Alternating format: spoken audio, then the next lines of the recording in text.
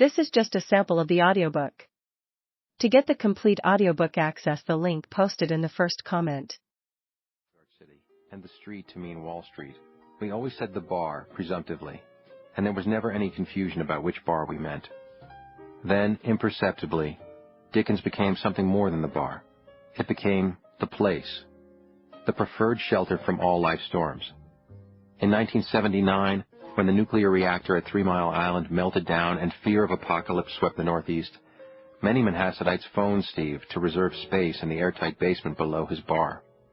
Of course, everyone had their own basements, but there was just something about Dickens. People thought of it first whenever doomsday loomed. Along with Sanctuary, Steve provided nightly lessons in democracy, or the special plurality of alcohol. Standing in the middle of his barroom, you could watch men and women from all strata of society educating and abusing one another. You could hear the poorest man in town discussing market volatility with the president of the New York Stock Exchange, or the local librarian lecturing a New York Yankees Hall of Famer about the wisdom of choking up on the bat. You could hear a feeble-minded porter say something so peculiar and wise that a college philosophy professor would jot it on a napkin and tuck it in his pocket. You could hear bartenders, in between making bets and mixing pink squirrels, talk like philosopher kings.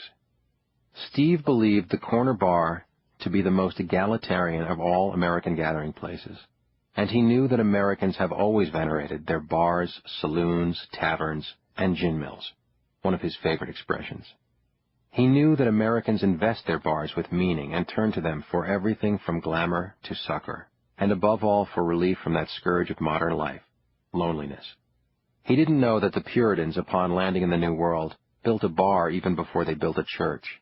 He didn't know that American bars descend directly from the medieval inns of Chaucer's Canterbury Tales, which descended from the Saxon alehouses, which descended from the tabernae along the roads of ancient Rome. Steve's bar could trace its lineage all the way back to the painted caves of Western Europe, where Stone Age elders initiated young boys and girls into the ways of the tribe nearly 15,000 years ago. Though Steve didn't know these things, he sensed them in his blood and enacted them in everything he did.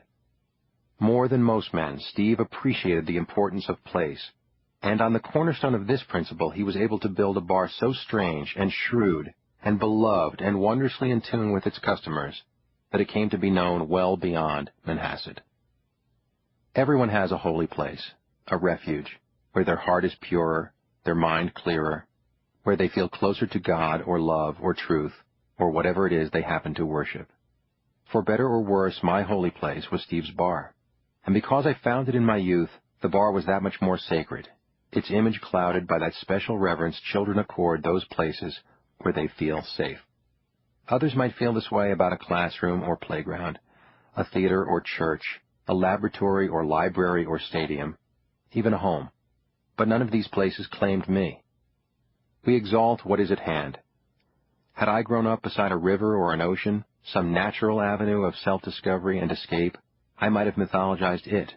Instead, I grew up 142 steps from a glorious old American tavern, and that has made all the difference. I didn't spend every waking minute in the bar. I went into the world, worked and failed, fell in love, played the fool, had my heart broken and my threshold tested. But because of Steve's bar, each rite of passage felt linked to the last, and the next, as did each person I met. For the first 25 years of my life, everyone I knew either sent me to the bar, drove me to the bar, accompanied me to the bar, rescued me from the bar, or was in the bar when I arrived, as if waiting for me since the day I was born. Among this last group were Steve and the men. I used to say I'd found in Steve's bar the fathers I needed, but this wasn't quite right. At some point the bar itself became my father, its dozens of men melding into one enormous male eye, looking over my shoulder, providing that needed alternative to my mother, that Y chromosome to her X. My mother didn't know she was competing with the men of the bar, and the men didn't know they were vying with her. They all assumed that they were on the same page, because they all shared one antiquated idea about manhood. My mother and the men believed that being a good man is an art, and being a bad man is a tragedy, for the world as much as for those who depend on the tragic man in question. Though my mother first introduced me to this idea, Steve's bar was where I saw its truth demonstrated daily. Steve's bar attracted all kinds of women, a stunning array, but as a boy I noticed only its improbable assortment of good and bad men. Wandering freely among this unlikely fraternity of alphas, listening to the stories of the soldiers and ballplayers, poets and cops, millionaires and bookies, actors and crooks who leaned nightly against Steve's bar, I heard them say again and again that the differences among them were great, but the reasons they had come to be so different were slight. Every regular at Steve's bar was fond of metaphors. One old bourbon drinker told me that a man's life is all a matter of mountains and caves. Mountains we must climb, caves where we hide when we can't face our mountains. For me, the bar was both. My most luxuriant cave, my most perilous mountain. And its men, though cavemen at heart, were my Sherpas. I loved them, deeply, and I think they knew. Though they had experienced everything, war and love, fame and disgrace, wealth and ruin, I don't think they ever had a boy look at them with such shining, worshipful eyes. My devotion was something new to them, and I think it made them love me in their way, which was why they kidnapped me when I was 11. But now I can almost hear their voices. Whoa, kid, you're getting ahead of yourself. Steve would have me say it like this. I fell in love with his bar, and it was reciprocal, and it was this romance that shaped all my others. At a tender age, standing in Dickens, I decided that life is a sequence of romances, each new romance a response to a previous romance. But I was only one of many romantics in Steve's bar who had reached this decision, who believed in this chain reaction of love. It was this belief as much as the bar that united us. And this is why my story is just one strand in the cord that braided all our love stories together.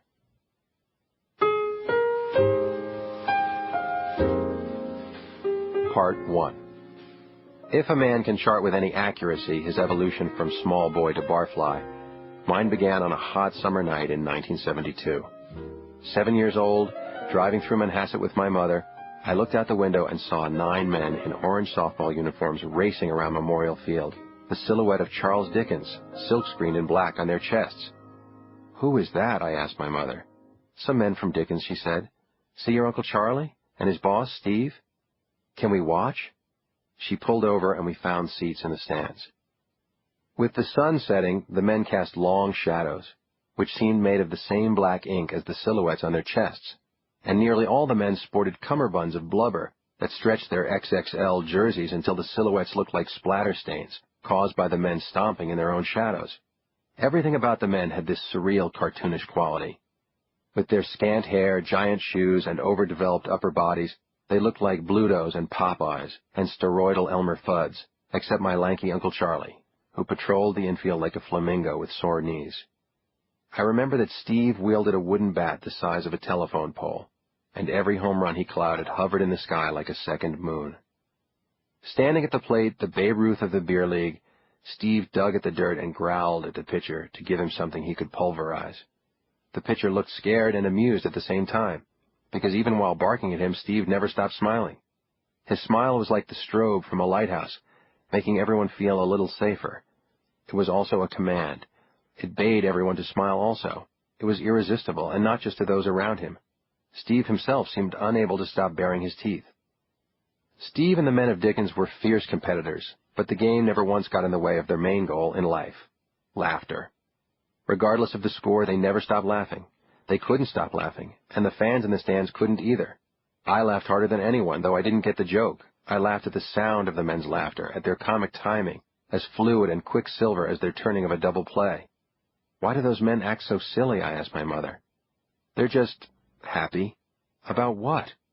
She looked at the men, thinking. Beer, sweetheart. They're happy about beer. That softball game marked for me the beginning of many things, but particularly time. Memories before the softball game have a disjointed, fragmentary quality. After, memories move forward, smartly, single file. Possibly I needed to find the bar, one of the 2 organizing principles of my life, before I could make a linear, coherent narrative of my life. I remember turning to the other organizing principle of my life and telling her I wanted to watch the men forever. We can't, babe, she said. The game is over. What? I stood, panicked. The men were walking off the field with their arms around each other. As they faded into the sumacs around Memorial Field, calling to one another, "See you at Dickens," I started to cry. I wanted to follow. "Why?" my mother asked.